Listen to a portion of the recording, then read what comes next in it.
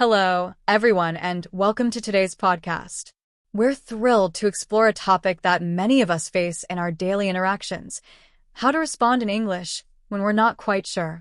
Whether you're in a professional setting, social gathering, or casual conversation, it's natural to feel uncertain sometimes.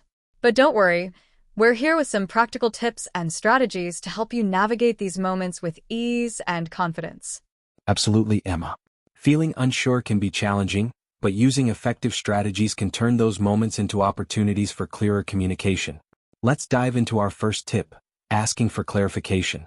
This technique is essential for ensuring you understand the conversation and can respond appropriately. Exactly, Alex. If something isn't clear, don't hesitate to ask for more information. This shows that you're actively engaged and want to make sure you're on the same page. Here are a few phrases you can use to ask for clarification. I'm sorry, could you please explain that a bit more? I didn't quite catch that. Could you say it again? Could you clarify what you mean by that? I'm not sure I fully understand. Can you provide more details? Let's see how this works in a practical scenario. So, we need to implement the new marketing strategy by the end of the quarter. The analytics team will provide the data. Sorry, Emma, could you clarify what you mean by implement?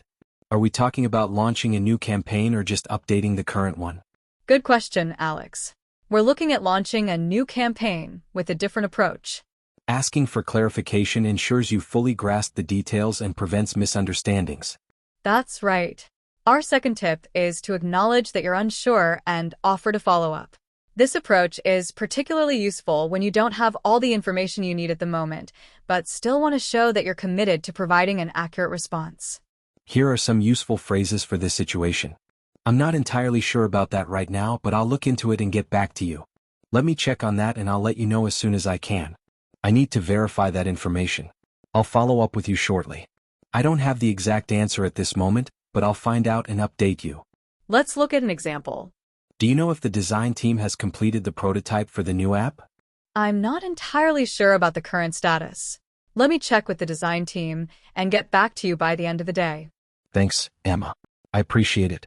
Offering to follow up demonstrates that you're proactive and committed to providing accurate information. Moving on to our third tip: giving a general response while you think of a more specific answer. This technique is helpful when you need time to gather your thoughts or do further research. It keeps the conversation going without feeling pressured to respond immediately. Here are some phrases you might use. That's an interesting point. Let me think about it, and I'll get back to you with more details. I'll need a moment to gather my thoughts. Can I get back to you shortly? I don't have the specifics right now, but I'll provide a more detailed answer later. I'll need to consult with my team and get back to you with a detailed response. Here's how this might play out.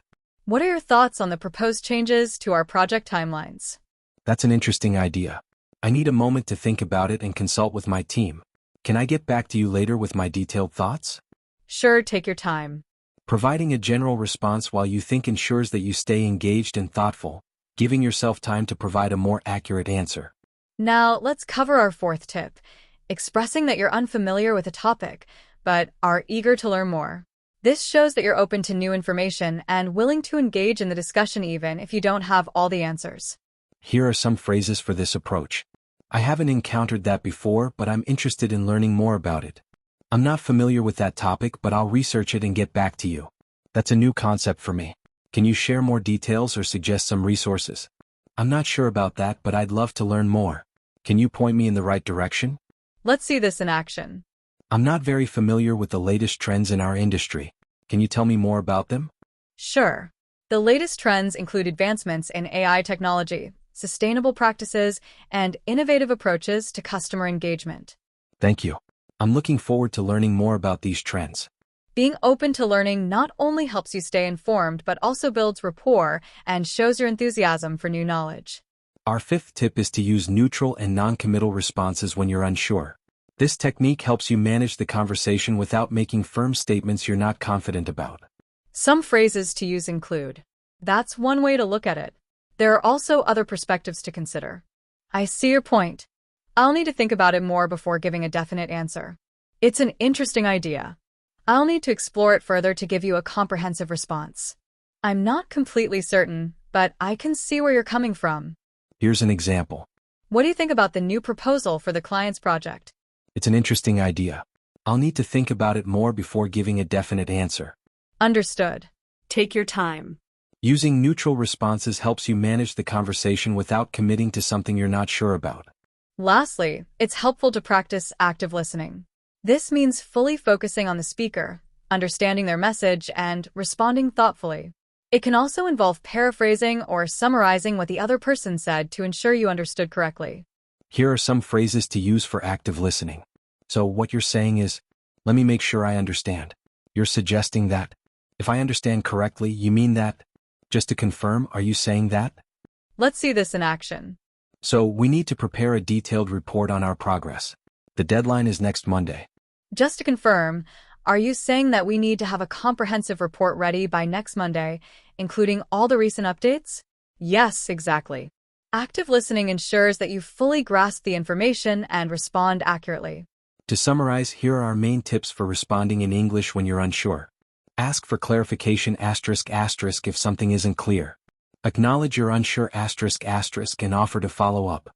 Give a general response *** while you think of a more specific answer. Express your interest in learning more *** about unfamiliar topics. Use neutral and non-committal responses *** to manage the conversation. Practice active listening *** to ensure you understand and respond thoughtfully. We hope these tips help you handle those uncertain moments with confidence. Remember, it's all about staying engaged and using these strategies to keep the conversation flowing smoothly. Thanks for joining us today. If you found these tips helpful, be sure to subscribe and leave us a review. We'll be back with more practical advice to improve your English skills. Goodbye for now, and keep practicing. See you next time.